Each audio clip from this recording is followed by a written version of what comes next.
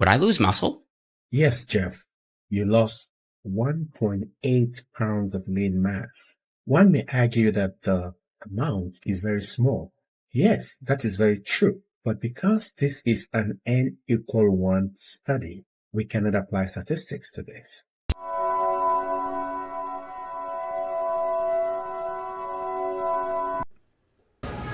Jeff Nippard built his reputation on being a science-based lifter. What does that really mean? For the last 100 days, I cut all my workouts in half. Would I lose muscle? Before we talk about science-based fitness, let us first understand what science is, or maybe what it's not. Everybody talks about science this, science that. What exactly is science? Science is simply the process of understanding how our universe works. Through observations, experimentation, and reasoning. Science is not just a label you wear to give you clicks and views. Science is driven by curiosity, observation, intuition, experience, should I say anecdote. Trust me, bro. Gym bros were right all along. Seriously, science isn't random curiosity or just knowledge. It's a structured, systematic process. One that uses a strategy we call scientific method to turn questions into knowledge and knowledge into understanding. The scientific method starts with questions born from curiosity, intuition, and even anecdotes. Gym bros and pencil necks, science-based lifters, often argue about the value of intuition and anecdote in the fitness industry. Although intuition, observation, and anecdote are all valuable part of science, none of them by themselves constitute science. But what makes it science is what happens next. These questions lead to detailed observation, where we closely look at patterns and measurable outcomes that help us form hypotheses, a testable idea about how or why something happens, with emphasis on testable. Then the idea is put to test via a scientific experiment, one that everyone always think of when they think of science, not to prove ourselves right, but to see if this idea survives a reality check. The results of these experiments are carefully analyzed and interpreted to see if they agree with the hypothesis. If the result does not align with the hypothesis should be rejected. We must not always design our experiments so that they agree with our hypothesis. When they do align, we should repeat this experiment several times to boost our confidence that what we are observing is actually reality.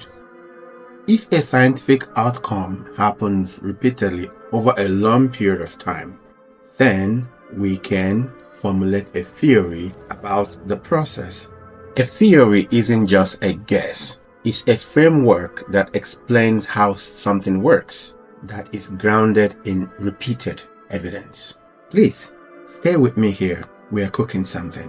And when the explanations in a scientific theory hold true under every condition tested, then it becomes a scientific law, just like the law of thermodynamics that governs calories in and calories out. Thank you, Greg. Which states that energy is neither created nor destroyed, only transformed. That is science, turning curiosity into understanding. Now that we've all gained our PhD in scientific method, let's get back to Jeff's experiment.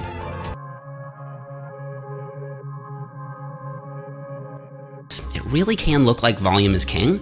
There is more support for a lower volume training approach than you'd think, at least in the right context. For example, going with our chest example, the low end of the science-based range at 10 sets would look like this. 3 sets of chest press plus 3 sets of cable flies on Monday and 4 sets of push-ups on Thursday.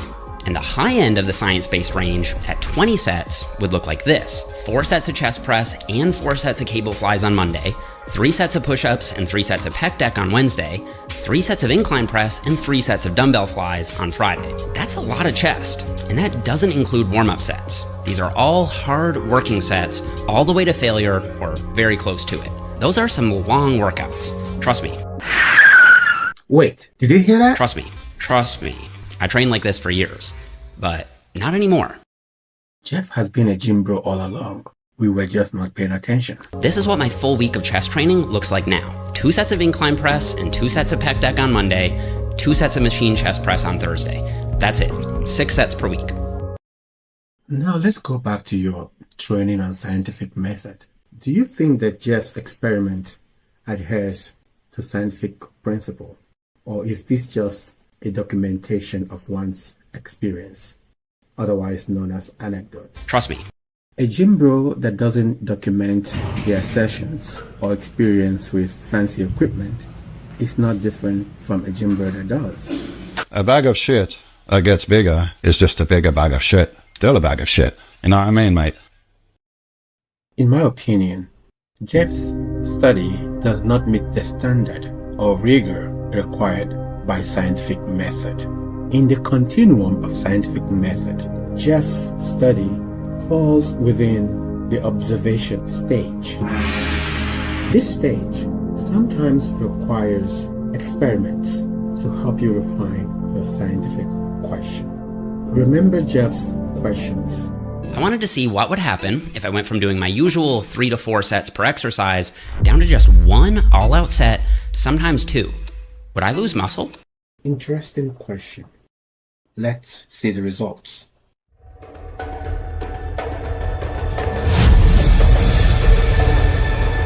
So after 100 days of low volume workouts, what happened? Did it work?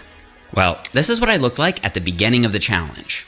And this is what I look like now, after 100 days of low volume training.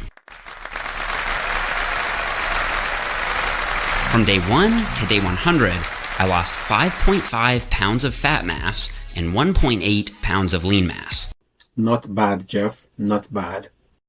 The crazy thing is, I think my results are even better than that implies, because throughout this challenge, I got 3 DEXA scans. One done on day 1, another on day 30, and a final check-in on day 100. From day 30 to day 100, so across 70 days of low volume training, I actually gained half a pound of lean mass. Wait, so what now? While losing another 2.3 pounds of fat mass. Something surprising. Not only was I not losing size, I actually looked harder and fuller. I was noticing more vascularity too.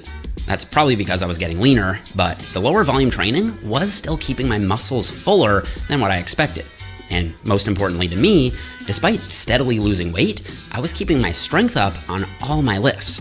And that's probably the best indicator that I was keeping my muscle. Jeff gained 0.5 pounds of lean mass between day 30 and day 100. Remember that. We will come back to that.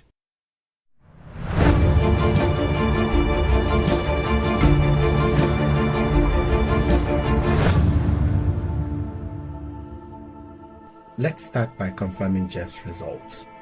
In 100 days, Jeff lost 7.7 pounds of body weight, about 4.8% of his body weight. This is overall a positive change because Jeff mentioned in his video that he was doing a cut during this experiment. During the same period, Jeff also lost 5.5 pounds of his body fat, about 28%, which is also a positive change. However, Jeff lost 1.8 pounds of lean mass in 100 days. about 1.3% of his starting lean mass, which in my opinion is a negative change. And this result directly answers Jeff's question. Would I lose muscle? Yes, Jeff, you lost 1.8 pounds of lean mass. One may argue that the amount is very small. Yes, that is very true. But because this is an n=1 study, we cannot apply statistics to this. And remember, I mentioned earlier that Jeff's study falls within the observation stage of scientific method continuum, hence provides a posteriori knowledge for formulating a good hypothesis. Based on this result, the hypothesis of a reasonable scientist would be that low volume for at least 100 days would have neutral or negative impact on muscle growth. It gets better. Remember the last 70 days in Jeff's study. From day 30 to day 100, so across 70 days of low volume training, I actually gained half a pound of lean mass. How can you gain half a pound of lean mass in the last 70 days of a 100-day study and still lose mass overall? This is only possible if there was more loss in lean mass prior to day 30. Are we having a first 30 days problem?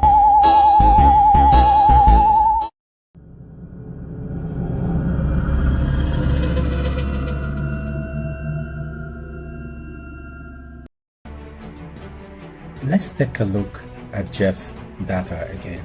This time around, we will include data for day 30. Overall, Jeff lost body fat throughout the duration of the study, but he lost more in the first 30 days. However, Jeff data shows that lean mass dropped by 2.3 pounds within the first 30 days. Essentially, Jeff lost more lean mass within the first 30 days than he lost throughout the full 100-day duration of his study. This directly contradicts the narrative that he gained 0.5 pounds of lean muscle in the last 70 days of the study.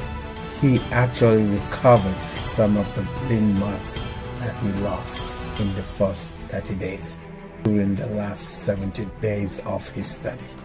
If Jeff's data showed that he lost muscle during his 100-day study, then what is the basis of selling his Min Max program as a muscle building program?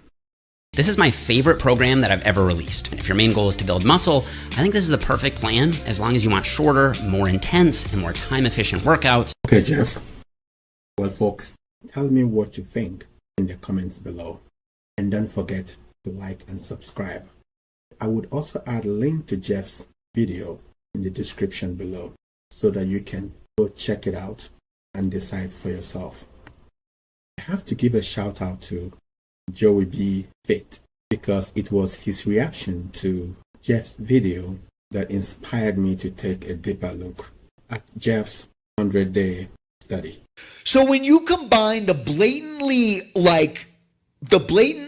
ridiculousness of the posing and then the statistic uselessness of the information that he got from his DEXA scans, I will also add a link to his channel below. Meanwhile, stay tuned for the concluding part of the story. And remember to be nice to people you meet in the gym. Don't forget that our journeys are not the same. Until then, peace out.